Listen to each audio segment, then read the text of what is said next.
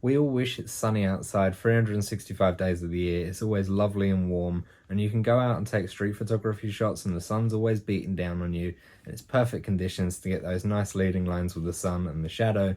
But especially in London, that's not always the case most time in the year, especially in this winter months when it's cold, wet, and windy. It's not the most ideal conditions to shoot in. Most people are all dull and miserable, and it's a chore to go out and shoot when the light isn't good. But you shouldn't be a fair weather photographer. You're missing out on shots if you're only going out when it's sunny, and if you're going out when it's raining and windy, you actually get some quite unique perspective when you're going out and capturing some images. When it's raining, you get great reflections, you get people with umbrellas, which you don't get if it's sunny, and if it's windy, people are more expressive, getting blown away with the wind, and you can get some really cool images. But what if the sky is just flat? There's grey sky, nothing's really happening, it's a bit cold outside, everyone looks dull, everything looks one tone and flat and boring. Well, there are some things that you can do there too. In this video, I'm going to be talking about what I do when that happens. If it's grey and miserable outside, I usually take my street photography inside, where the lighting's better, it's warmer, and you can still get some great images. The first thing that I always look for is a local museum. Now, luckily, most London museums are all free. Now, wherever you are, that may be different, but museums around London are mostly free, and you can go in there and get some grand backgrounds with interesting subjects walking around. For example, yesterday when it was cold, bleak, and miserable outside, I went to the National Gallery in the Tate Modern, and those got some great shots. If you're in London and looking for some museums that you want to go into, then obviously take the train down to South Kensington, walk a couple of minutes, and then you'll be right in front of the V&A Museum, the Natural History Museum, and the Science Museum, which are all next to each other. You can get some great images in there, and obviously they're massive museums as well, so you're going to be there for the full day. And I've got personal favourite pictures that I've ever taken in places like these.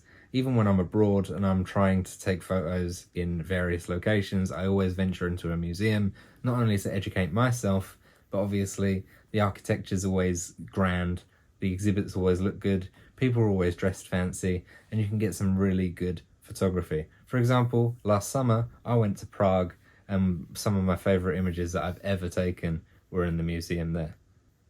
So let's scratch museums off. Maybe it ain't for you, maybe you've done the museums, maybe you want something a little different. Well, the Underground in London is also a fan favourite of mine personally. There's tube stations absolutely everywhere, dotted about, with all varying architecture, different light, different levels of light, different people. All these different things can combine to make a really good scene, and obviously the tube trains themselves, when they're going past, you can get some nice images that way. I've got a few good images just walking around tube stations when it's cold, because it's nice and warm in there, you can spend time there, you use it to travel from one place to another, and you can spend time just in train stations, in the Underground, and getting some good, different, varying images. The Underground's also good if you're starting out with your street photography, not only because you can get some interesting shots with light and composition, but you can also learn to be more invasive with your camera. Some people get really concerned when you're putting a camera up to someone, or you're quite close to someone and you're trying to take a picture of them because you're scared of confrontation. But everyone on the tube is just too busy going about with their daily life, so they don't really care that you're taking a picture of them, or they won't even notice you. Travelling on the Circle Line's also a great thing if you want some varying architecture in your shots. The Circle Line's got some of the oldest train stations around London, so if you are in London and you want to take some photos on the tube, just hop on the Circle Line, go around to different stops, hop out occasionally, and jump on the train. They're literally every 4 or 5 minutes, so you're not going to miss a train if you're just wandering about getting lost in the architecture. And of course, if you're in London as well, the Elizabeth Line, it's brand new, everything's really modern, it looks like it's out of a Star Wars film, it's really cool, you can take some really good, clean, minimal images in there as well. And then of course, you've got indoor markets. You saw me in a market in the last video if you watched our tour around London, and that was Spitalfields. It's mainly undercover, and there's tons of varying stalls there. You got food, you got camera, you got vintage, everything there you can combine with layering to get really good images. Also, Leadenhall Market's just around the corner from there if you are in London, and you can go there for some really grand architecture. A couple of London specific places if you're in London and you want to get out of the cold, you've got places like Battersea Power Station, that's now a shopping mall. You can walk in there, it's all modern, it's just been done up pretty much.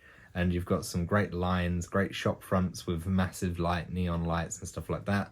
You can get some good shape, shadow and composition that way. Or you've got Canary Wharf, there's a couple of indoor bridges with tons of light being let through in different angles that can create some really funky shots. And you've got the normal tourist attractions as well. You've got Tower Bridge, London Dungeons, all that sort of stuff, where you can get a nice composition with some history behind it as well if you want those typical touristy snapshots. And I've personally got some really good shots outside of restaurants, looking in through windows or just in restaurants in general. It's a bit confrontational, but at the same time, if you're not worried about that, or if you've got over that fear or whatever, it's a great place to get shots. And when the sun sets and nightfall happens, you're free to walk around the streets again. It may be cold, but you don't need to worry about flat light because everything is artificial light now. You've got the neon around Soho, you've got Chinatown, you've got everything being busy, hustle and bustle of different cities, including London, which just have tons of shop fronts, tons of neon light. Just walk around, take photos under street lamps, take photos under artificial light, get that good composition between light and shadow. Everything looks good there. I've got tons of photos at night time now. I used to be really scared of shooting at the night, but now it's one of my favourite things to do. And over time, you'll find your own spots that you can go to when the conditions aren't great, but these are just a few of mine. Thank you so much for watching this video. If you did like it, a like's always appreciated. You can support my work by liking my Instagram, and of course you can go onto my website and take a look at my zine as well. Spent tons of time on that. They're in stock. You can buy it straight off my website, or you can buy prints as well by filling out a little form. Anyway, thanks so much for watching. I'll see you in the next video. Bye bye. God bless. See you soon.